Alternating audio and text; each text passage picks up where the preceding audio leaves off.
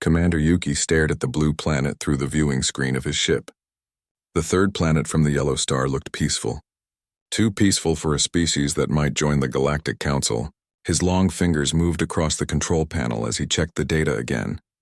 "Dr. Hana, what do you think about these humans?" Yuki asked his science officer. She was the best at studying new species. Hana looked up from her tablet. Her dark hair fell across her face as she read the reports. "They seem very basic, Commander. They fight each other over small pieces of land. They use chemical rockets to barely reach their own moon. Most of them still believe they are alone in the universe." Yuki nodded. The Galactic Council had found many species like this before. They were usually easy to manage. "How many of them are there?" "About 8 billion on the surface. No space colonies. No faster-than-light travel. Their most powerful weapons are nuclear bombs, but they seem afraid to use them." Hana put down her tablet. "They should be easy to integrate into our system." The ship's communication system beeped. General Tayman appeared on the screen. His blue skin looked darker than usual, which meant he was not happy. "Commander Yuki, have you finished your study of this human species?" the general asked. "Almost, sir. We will make contact tomorrow. Dr. Hana believes they are not dangerous. They appear to be a Class 7 species at most." General Tayman made a sound that was like laughing, but not friendly. "Good.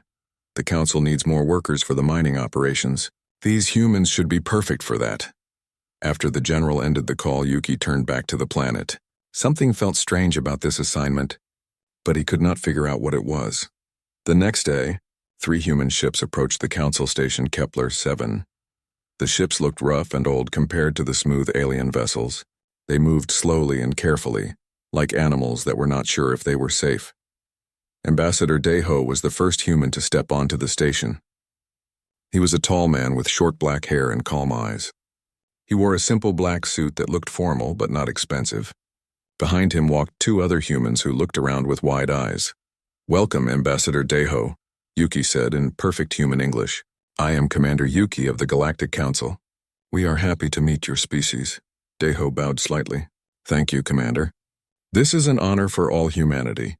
We have dreamed of meeting other intelligent life for many years." They walked to a meeting room where other council members waited. General Tai Min sat at one end of the long table.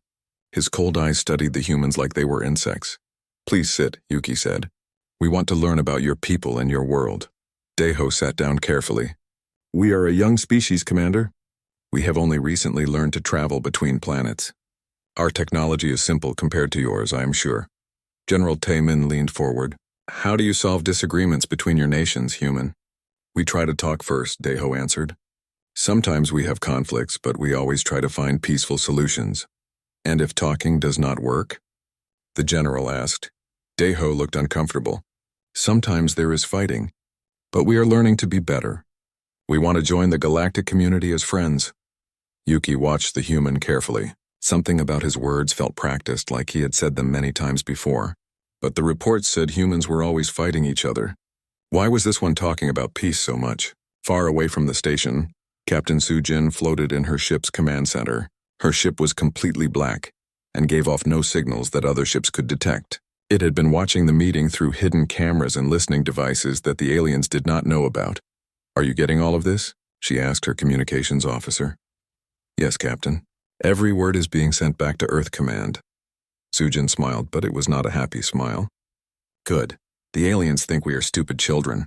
That will make this easier." She looked at the data her science team had collected about the alien ships. The information had been very useful. Human scientists had learned many things about alien technology in the past months, things the aliens did not know they had shared. Back on the station, the meeting continued for several hours. The aliens asked many questions about human population, resources, and military strength. Deho answered honestly, but his answers made humans sound weaker than they really were. "We have many people, but not much advanced technology," he explained. "Our military is mostly for keeping peace on our own world. We have no weapons that could harm your ships." General Tayman looked pleased. "That is good, human. The Council likes peaceful species. We can help you become more advanced.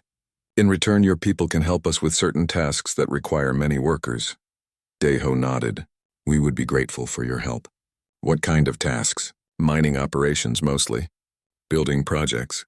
Simple work that does not require advanced education. The general's words sounded kind, but his eyes were cold. Dr. Hana had been quiet during most of the meeting. Now she spoke up. Ambassador, what do humans do when they are threatened by something dangerous? Deho thought for a moment. We try to run away or hide. Humans are not very strong compared to many animals on our world.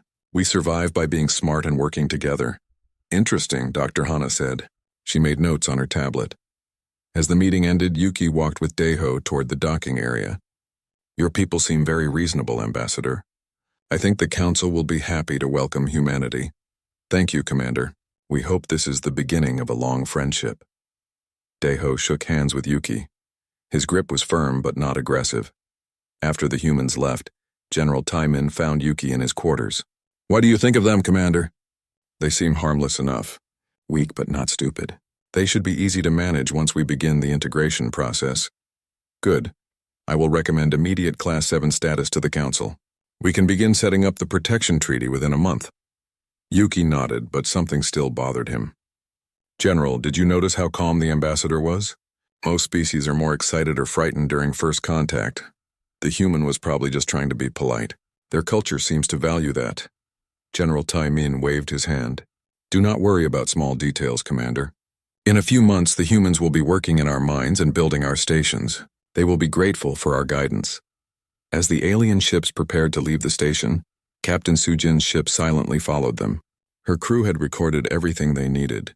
Now it was time to return to Earth and report what they had learned. The aliens thought first contact had gone perfectly. They had no idea that the real test was just beginning. 3 months after first contact, alien ships appeared in Earth's sky. The large vessels moved slowly over major cities, casting shadows on the ground below. People stopped on streets to point and stare. Some took pictures. Others ran inside their homes. Overseer Minho stood on the bridge of his command ship looking down at the planet. The blue and green world looked even more primitive up close. He could see the humans had built their cities without any real planning. Roads went in all directions like somebody had just drawn lines wherever they wanted. Dr. Subin, what is your first impression of human civilization? Minho asked his cultural expert. Dr. Subin was a thin alien with large yellow eyes. She studied her screens full of data about human behavior. Very disorganized, Overseer. They cannot even agree on one language or government system. This should make the integration much easier. Excellent. Begin the landing procedures. 50 alien soldiers landed in Washington, D.C. with their energy weapons and force shields. To them, it was overwhelming firepower. To any advanced species, 50 soldiers could control an entire planet if needed. The human leaders met them at a place called the White House. President Chen looked nervous as he shook hands with Minho. Ambassador Deho stood nearby, translating when needed. Welcome to Earth, Overseer Minho, the president said. We are honored to begin this partnership with the Galactic Council. The honor is ours, President Chen. The Council is here to help your species grow and become more advanced. In return, we ask only for your cooperation and assistance with certain projects. The president nodded quickly. Of course. Whatever you need. Dr. Subin watched the humans carefully. They seemed eager to please but also frightened. This was normal for primitive species meeting advanced ones for the first time. She made notes about their body language and behavior patterns. What she did not notice was how some humans watched the aliens with different eyes. Colonel Wu Jin stood in the back of the room wearing his military uniform. His face showed respect and curiosity, but his eyes measured distances and counted weapons. He was thinking like a soldier, not a diplomat. After the ceremony, Colonel Wu Jin returned to his office deep underground. The room was part of a massive complex that the aliens did not know existed. Human engineers had built it inside an old mountain over many years. Dr. Yunji was waiting for him with a team of scientists. She had long black hair tied back and wore a white lab coat. Her hands moved quickly over a computer keyboard as she showed him her latest work. Colonel, we have finished studying the alien ship pieces that Captain Sujin brought back, she said. The results are very interesting. Show me. Dr. Yunji pointed to a screen showing alien metal under a microscope. Their technology is more advanced than ours, but it is built for efficiency, not durability. This metal is very light and strong, but it breaks if you hit it in the right way. Colonel Wu Jin studied the data. What about their weapons? Energy-based like we expected. But they seem designed to stop enemies, not kill them. The aliens probably prefer to capture rather than destroy. That makes sense if they want workers. The colonel thought for a moment. What about their soldiers? Dr. Yunji changed the screen to show medical data. This is where it gets interesting, Colonel. The aliens are physically weaker than humans. Much weaker. Their bones break easier. Their muscles are smaller. Even their reflexes are slower. Colonel Wu Jin raised his eyebrows. Are you sure? Very sure. We tested this secretly during the meetings. When Ambassador Deho shook hands with them, we measured the pressure. A normal human handshake was almost too strong for them. They had to be careful not to show pain. So they control other species through technology, not physical strength. Exactly. And Colonel, there is something else. We tested their reaction times by dropping objects near them and watching their responses. The fastest alien was still slower than our average human child. Colonel Wu Jin smiled for the first time in weeks. Interesting. What else have you learned? Dr. Yunji pulled up another screen. Their communication systems are very advanced but also very centralized. If you damage the right parts, their whole network stops working. It is like they never planned for someone to attack them, because they have never fought a species that could fight back. That is what we think, yes. Above ground, the alien integration was beginning. Overseer Min Ho had set up his headquarters in New York City. He announced that humans would need to register with the new authorities and accept work assignments to help build galactic civilization. Most humans did what they were told. They stood in long lines to get their new identification cards. They listened to alien officials explain the new rules. They nodded and agreed when told they would be relocated to areas where they could be more useful. Dr. Subin studied these interactions with great interest. The humans are adapting very quickly, she reported to Min Ho. Much faster than most species. They seem to understand that cooperation is better than resistance. But some things puzzled her. Human children played games that looked very violent. Adults watched movies and read books about fighting and war. Even their sports were often about defeating opponents. For a peaceful species, humans seemed very interested in conflict. Overseer, I have a question about human behavior, she said during one of their meetings. What is it, Dr. Subin? Why do peaceful humans spend so much time thinking about fighting? Their entertainment, their games, their stories, many of them are about war and violence. Minho waved his hand. Primitive species often fantasize about things they cannot really do. Humans probably dream about being warriors because they are too weak to be real ones. It is harmless. Dr. Subin was not completely satisfied with this answer, but she accepted it. The overseer had much more experience with other species. What neither of them knew was that in hidden facilities around the world, humans were working day and night. Engineer Hyunwoo had taken apart alien equipment and figured out how to build better versions. Sergeant Boram was training teams of soldiers in new fighting techniques designed specifically for fighting aliens. Even ordinary citizens were preparing. Nurse Jiwon had learned how to treat wounds that alien weapons might cause. Teacher Kyung-ho was teaching children secret codes and signals that looked like games, but were really communication systems. The aliens saw humans doing normal human things, going to work, raising families, following the new rules. They did not see the other activities happening in basements and hidden rooms. 1 month after the aliens arrived, they began the next phase of integration. Humans would be moved to more efficient locations. Families would be separated so that workers could focus on their jobs without distractions. The announcement was made on all communication networks at the same time. Humans had 1 week to prepare for relocation. President Chen made a speech asking for cooperation. Ambassador Deho translated alien instructions.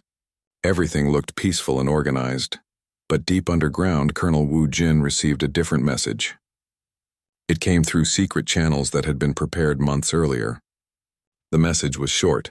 Phase 2 begins now. Dr. Yunji looked up from her workstation. Colonel, all teams are ready. We have weapons, communication systems, and supply lines prepared. The aliens still have no idea we can fight back. Good. Remember, we are not just fighting for ourselves. We are showing the galaxy that humans are not victims. Above them, alien ships continued to patrol the sky. The soldiers walked through cities making sure humans followed the new rules. Everything seemed calm and under control. Overseer Min Ho was pleased with the progress. In his reports to the Galactic Council, he wrote that humans were the most cooperative species they had ever encountered. He had no idea that he was about to learn why humans had survived every disaster their planet had thrown at them for millions of years. The quiet time was almost over. The trouble started in Seoul. The aliens had decided that the city was too crowded and needed to be reorganized for better efficiency. They announced that 3 million people would be moved to new work camps in the countryside. The humans protested peacefully at first. They held signs and gathered in parks to ask the aliens to reconsider. They said families should not be separated. They asked to stay in their homes. Overseer Minho watched the protests from his command ship. The humans looked harmless enough. They were not violent or threatening. They just stood around talking and holding pieces of paper with words on them. "Dr. Subin, how should we handle this resistance?" he asked. Dr. Subin studied the crowds through her viewing screen. "It appears to be emotional behavior, Overseer. Humans seem very attached to their living spaces and family groups. This is common in primitive species. Should we be concerned? I do not think so. They are not showing any signs of real aggression. A small show of force should convince them to cooperate." Minho nodded and gave orders to his soldiers. 20 alien troops moved into the crowds with their energy weapons visible, but not aimed at anyone. Their instructions were simple: make the humans understand that resistance was pointless. The first mistake happened when a human child, maybe 6 years old, ran toward one of the alien soldiers. The child was just curious and wanted to see the strange visitor up close. The soldier, nervous and unfamiliar with human children, thought he was being attacked. The energy weapon fired automatically. The child fell to the ground and did not get up again. For a moment, everything was completely quiet. Thousands of humans stared at the small body lying on the concrete. The alien soldier looked confused, like he could not understand what had just happened. Then the screaming started, but it was not the kind of screaming the aliens expected. It was not fear or sadness. It was something much more dangerous. It was rage. The crowd moved toward the alien soldiers like a wave of water. The aliens fired their weapons, but there were too many humans and they were moving too fast. Within minutes, all 20 alien soldiers were dead. The humans had torn them apart with their bare hands. Dr. Subin watched the scene with shock. "Overseer, this behavior does not match our data about human psychology. They were supposed to be peaceful." Minho was equally surprised, but he was also a military commander. "Send more troops immediately. Use maximum force to restore order." 100 alien soldiers landed in Seoul within the hour. They had orders to stop the human violence by any means necessary. They expected to find a small group of criminals that could be easily controlled. Instead, they found that the entire city had become a battlefield. The humans were not fighting like the disorganized primitives the aliens expected. They moved in coordinated groups with clear objectives. They knew exactly where to attack alien equipment to disable it. They used the city itself as a weapon, turning familiar streets into deadly traps. Captain Sujin received the signal she had been waiting for months to hear. 3 short beeps on a frequency that officially did not exist. It meant that Protocol Terran was now active. She turned to her crew. "Ladies and gentlemen, the waiting is over. All human forces are now authorized to engage alien targets. Show them what we are really capable of." Her ship, still invisible to alien sensors, moved toward the first alien vessel. Captain Sujin had spent months studying alien ship designs. She knew exactly where to hit them. The alien ship exploded without ever knowing what killed it. Across the planet, similar attacks began at the same moment. Sergeant Boram led her team against an alien communication station. They did not just destroy it. They reprogrammed it to send false signals to other alien forces. Engineer Hyunwoo had spent weeks studying alien vehicles. Now he showed his fellow humans how to turn those vehicles into weapons that hunted their former owners. The aliens began to realize they were not fighting random human civilians. They were fighting soldiers who had been preparing for this battle for months. Dr. Subin frantically tried to analyze what was happening. "Overseer, the humans are using military tactics that are more advanced than anything in our database. How is this possible?" Minho was beginning to understand that his reports to the Galactic Council had been very wrong. "Contact the Council immediately. Tell them we need reinforcements." "How many, Overseer?" Minho watched his status screens as more alien positions reported being under attack. All of them. In the underground command center, Colonel Woojin coordinated the human response. His screens showed alien positions all over the planet. Most of them were already under attack or completely destroyed. Dr. Yunji, what is the status of alien communications? Dr. Yunji looked up from her workstation with satisfaction. We are now controlling 60% of their network, Colonel. They cannot talk to each other or call for help. The ones who do get messages through are receiving false information that we are sending. Excellent. What about their weapons? Most of their energy weapons are designed to stun, not kill. They work fine against other alien species, but humans recover from the stun effect much faster than expected. Our people are getting back up and fighting again within minutes. Colonel Wu Jin nodded. Human bodies had evolved on a planet where everything was trying to kill them. They were much tougher than aliens realized.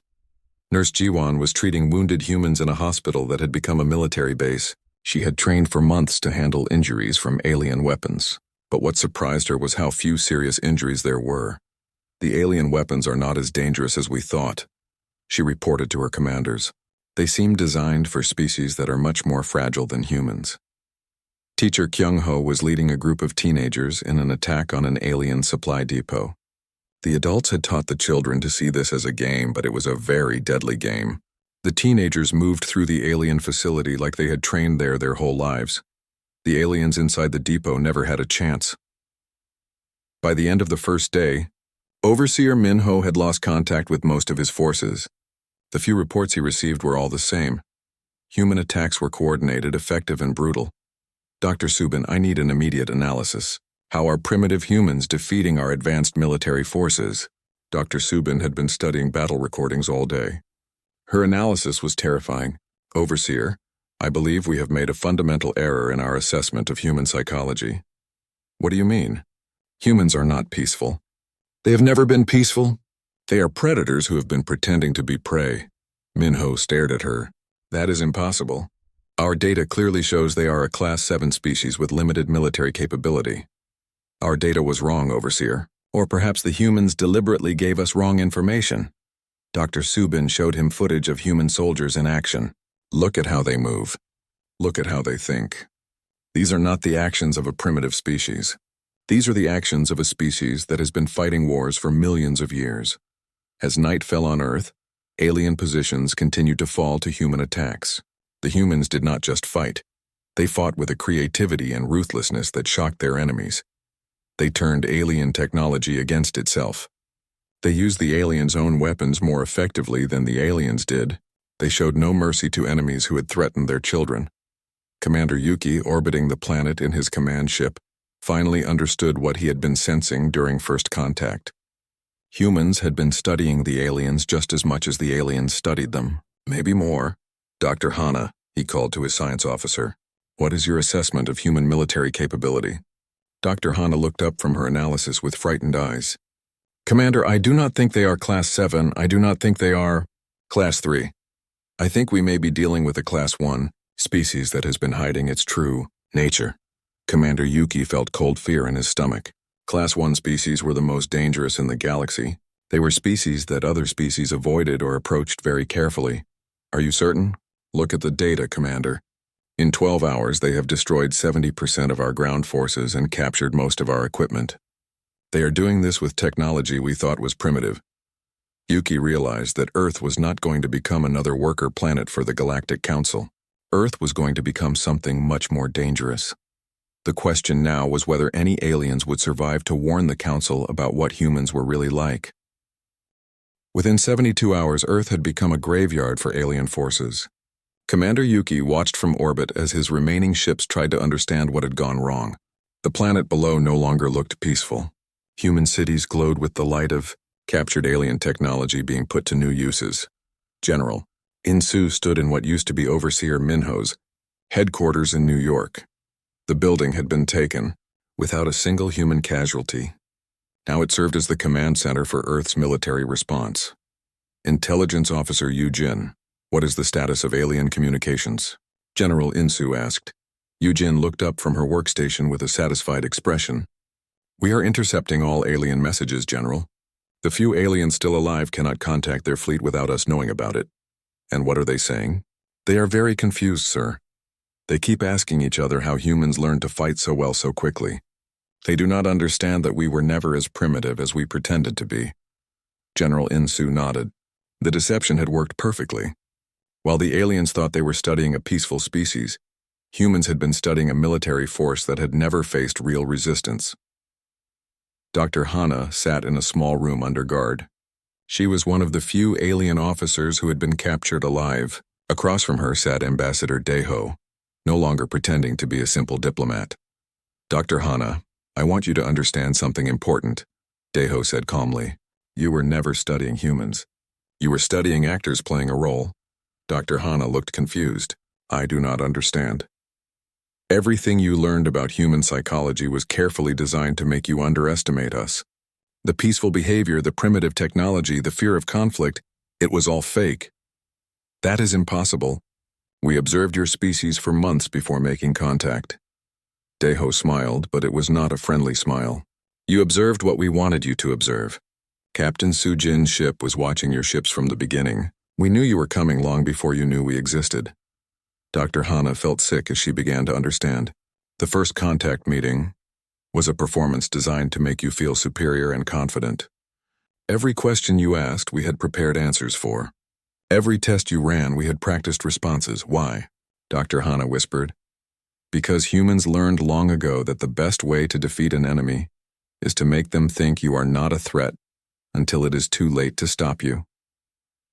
In orbit around Earth, Commander Yuki was facing a terrible decision. His surviving ships had detected massive human activity in space. Somehow the humans had ships they had never reported to the Galactic Council. Commander Nayang stood on the bridge of her vessel, one of 20 human ships that had emerged from hiding places throughout the solar system. Her ship looked rough and simple compared to the elegant alien craft, but it was built for a different purpose. Communications. Open a channel to the alien commander, she ordered. Commander Yuki's face appeared on her screen. He looked tired and frightened. I am Commander Nayang of the Earth Defense Force, she said. I believe you have something that belongs to us. What do you want? Yuki asked. The immediate surrender of all alien forces in this system. You have 1 hour to comply. Yuki almost laughed. You cannot be serious. Your ships are primitive compared to ours. We have superior technology and weapons. Commander Yuki, let me explain something to you. Your ships are designed to impress other aliens and maintain order among species that do not want to fight. Our ships are designed to kill things that are trying to kill us. Commander Nayang cut the communication and turned to her crew. All ships prepare for combat. Remember, we are not just fighting for Earth. We are sending a message to the entire galaxy. The space battle that followed became legendary, though most aliens would never learn the full truth about what happened. Human ships moved differently than alien vessels expected. They were faster, more maneuverable, and seemed to ignore damage that should have disabled them. Where alien ships were elegant and efficient, human ships were redundant and tough. Commander Yuki watched in horror as his advanced weapons barely scratched the human vessels. The aliens' energy beams, designed to disable equipment cleanly, had little effect on ships that had been built to survive in the vacuum of space by creatures who expected everything to try to kill them. The human weapons, on the other hand, were brutal and effective. They did not try to disable enemy ships, they destroyed them completely. Within 6 hours, the alien fleet was either destroyed or captured. Commander Yuki found himself a prisoner aboard Commander Nayang's ship, trying to understand how everything had gone so wrong. Your technology is more advanced than ours, he said to her during his interrogation. How did you defeat us so easily? Commander Nayang sat across from him in the small room. Commander Yuki, advanced technology is useless if you do not know how to fight. Your species has been at peace for so long that you forgot what war actually looks like. And humans remember? Humans never stopped fighting, Commander. While your people were building a peaceful civilization, humans were learning how to kill each other more efficiently. Every war we fought, every battle we survived made us better at this. Yuki thought about all the human entertainment Dr. Subin had analyzed. The movies about war, the games about fighting, the stories about conflict. You study war like we study science. Because for humans, war is a science. We have been perfecting it for thousands of years. On Earth, Intelligence Officer Yujin had intercepted something much more dangerous than alien communications. She burst into General Insu's office with a data tablet in her hands. General, we have a problem. The aliens were not planning to negotiate if they lost control of Earth. General Insu looked up from his planning screens. What do you mean? They have a backup plan, sir. If they cannot control Earth, they intend to destroy it from orbit. They have ships with planet-killing weapons positioned at the edge of our solar system. General Insu felt cold. How long do we have? The attack fleet should arrive within 48 hours. Then we need to send them a message they will understand. General Insu activated his communication system. Commander Nayung, this is General Insu. We need to talk. An hour later, 20 captured alien ships left Earth's orbit. They were still alien ships, but now they had human crews who had spent months learning how to operate alien technology better than the aliens themselves. Admiral Dongmin commanded the fleet from the largest captured vessel. He had been preparing for this moment since the first alien ship appeared in Earth's sky. Captain Jinne, what is the status of our new ships? He asked his second-in-command. Captain Jinne smiled. All vessels are operating at full capacity, Admiral. The alien technology is actually quite simple once you understand how it works. Our engineers have already made several improvements. Improvements? The aliens built their ships for efficiency and comfort, sir. We have modified them for combat effectiveness. They are now much more dangerous than they were originally. Admiral Dongmin nodded with satisfaction. Excellent. When the alien reinforcements arrive, they will find something they do not expect. What is that, Admiral? They will find that humans are not the victims in this story. They are the predators. As the human fleet moved toward the edge of the solar system, messages were being sent to the Galactic Council. But these were not the messages the Council expected to receive. Instead of reports about successful human integration, they were receiving records of a complete military disaster. An entire alien fleet had been destroyed or captured by a species that was supposed to be primitive and harmless. Ambassador Deho sat in his office preparing the most important communication of his career. It would be sent to every member of the Galactic Council simultaneously. The message was simple. Humanity wishes to discuss new terms for galactic relations. We suggest you send someone who understands military strength, rather than someone who thinks we are workers. The message included complete recordings of the battle, specifications of captured alien technology, and a detailed analysis of alien military weaknesses. The final line of the message was even simpler. Earth is no longer asking to join the galactic community. Earth is announcing that the galactic community has new leadership. The quiet species that had seemed so harmless just months. Ego was about to teach the galaxy a lesson that would change everything. The lesson was simple. Never assume that a species is weak just because it chooses to appear peaceful. The Galactic Council's emergency session was unlike anything in their 3,000-year history. Representatives from 47 species gathered in their great chamber, all trying to understand how a primitive world had destroyed an entire council fleet in less than a week. Dr. Subin stood before the assembly, one of only 12 aliens who had escaped Earth alive. Her report was supposed to help the council understand what had happened. Instead, it terrified them. Honorable council members, she began. I must inform you that all previous data about the human species was completely incorrect. Humans are not a Class 7 civilization. They may be the most dangerous species we have ever encountered. Murmurs of disbelief filled the chamber. Council leader Jektar raised his hand for silence. Dr. Subin, explain how a species without faster-than-light travel could defeat our advanced military forces. Dr. Subin activated a holographic display showing recordings from the battle. Humans did not defeat us with superior technology, honored leader. They defeated us with superior tactical thinking, deception, and what can only be described as a natural talent for warfare. The recordings showed human soldiers moving through alien positions with deadly efficiency. They showed human engineers turning alien equipment into weapons more effective than the original designs. They showed human civilians fighting like trained soldiers. This is impossible, declared Representative Vorthak. We studied them for months. They showed no signs of advanced military capability. Because they were lying to us, Representative. Every piece of information they gave us was designed to make us underestimate their true abilities.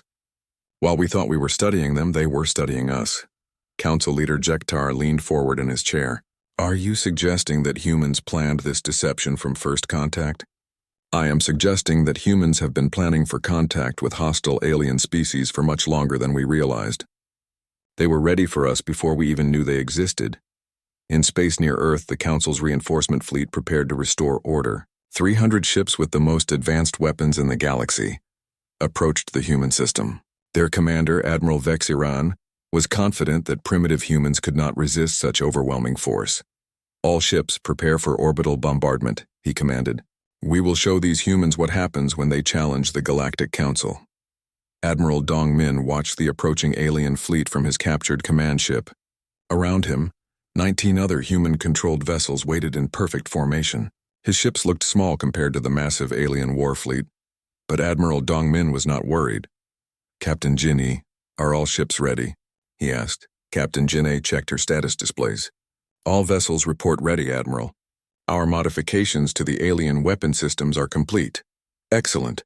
Send a message to the alien fleet."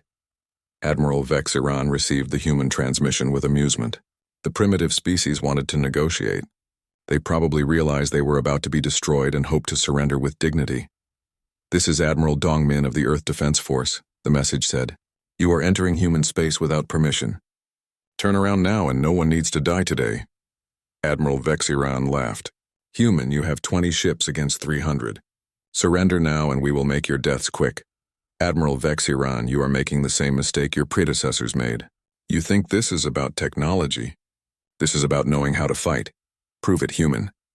Admiral Dong Min smiled and cut the communication. "Captain Jinni, show them what humans learned from studying their ships." What happened next shocked the alien reinforcement fleet. The human ships did not attack like alien vessels would attack. They did not try to disable enemy ships or capture them intact. They fought like predators hunting prey. Human ships moved in coordinated groups that surrounded and destroyed alien vessels before they could respond. They used the aliens' own weapons in ways the original designers never intended. They turned elegant alien technology into brutal instruments of war. Admiral Vexiran watched in horror as his advanced fleet was torn apart by ships that looked primitive but fought with deadly intelligence. "How are they doing this?" he demanded. His science officer, trembling with fear, showed him the analysis. "Admiral, the humans have modified our own weapon systems. They are using our technology better than we use it ourselves. That is impossible." "Sir, I believe the humans understand our technology better than we do." "They have had months to study it while we knew nothing about their true capabilities. Within 8 hours, the Galactic Council's reinforcement fleet was either destroyed or captured." Admiral Vexiran found himself in the same position as Commander Yuki, a prisoner trying to understand how his superior force had been defeated so easily. Back in the council chambers, emergency reports were arriving faster than the representatives could read them. The human fleet was not stopping at the edge of their solar system. Human ships were heading toward council space, and they were moving faster than council vessels could intercept them. Dr. Subin stood again before the panicked assembly. "Honored council members, I must revise my assessment once more. Humans are not just dangerous. They are actively expanding their territory. They appear to be treating this as the beginning of a conquest, not the end of a conflict." Council leader Jektar felt genuine fear for the first time in his long career. "How many ships do they have?" "We do not know, sir. Every time we think we have counted all their vessels, more appear. They seem to have been building a secret fleet for years while pretending to be primitive." The truth was even more disturbing than Dr. Subin realized. Commander Seo Jun stood on the bridge of one of 50 human exploration ships that had been hidden throughout the galaxy for months. Each ship contained teams of scientists and soldiers whose job was to study alien civilizations and prepare for this exact moment. Dr. Young Mi looked up from her analysis station with excitement. "Commander, we have identified 17 alien homeworlds within our operational range. All of them appear to be defended by the same type of forces that failed at Earth." "Excellent, Doctor. Begin Phase 3 of the operation." "What is Phase 3, Commander?" Commander Seojun smiled. "Phase 3 is where we stop pretending to be the victims and start being the teachers." The messages that arrived at alien homeworlds over the next few days were unlike anything in galactic history. They were not threats or demands for surrender. They were educational materials. Human ships appeared, in orbit around alien planets, and broadcast detailed recordings of the battles at Earth. They showed exactly how human tactics had defeated superior alien technology. They demonstrated how human engineering had improved alien equipment beyond its original capabilities. The message that accompanied these broadcasts was simple. The Galactic Council has been dissolved. Earth now represents humanity's interests in galactic affairs. All previous treaties are void. New negotiations will begin immediately, but the most important part of the message came at the end. Any species that wishes to continue peaceful relations with humanity should send representatives to Earth within 30 days. Any species that chooses to resist will be treated as hostile. In the former council chambers, the remaining representatives tried to organize a response to the human ultimatum. But they quickly realized that resistance was impossible. The humans had demonstrated that they could defeat any council military force, and they had shown they understood alien technology better than the aliens themselves. Ambassador Deho arrived at the council station exactly 30 days later. He brought with him a new treaty that would reshape galactic civilization. But this time, humans were not asking to join an existing system. They were creating a new one. Honored former council members, he said to the assembled representatives, humanity appreciates your centuries of maintaining galactic peace. However, that peace was maintained through the threat of superior force against weaker species. Humanity represents a different approach. Council leader Jektar, no longer commanding but still trying to understand, asked the obvious question. What approach is that, Ambassador? Peace maintained through the certainty of mutual destruction. Humans do not want to rule other species, but we will not allow other species to rule us.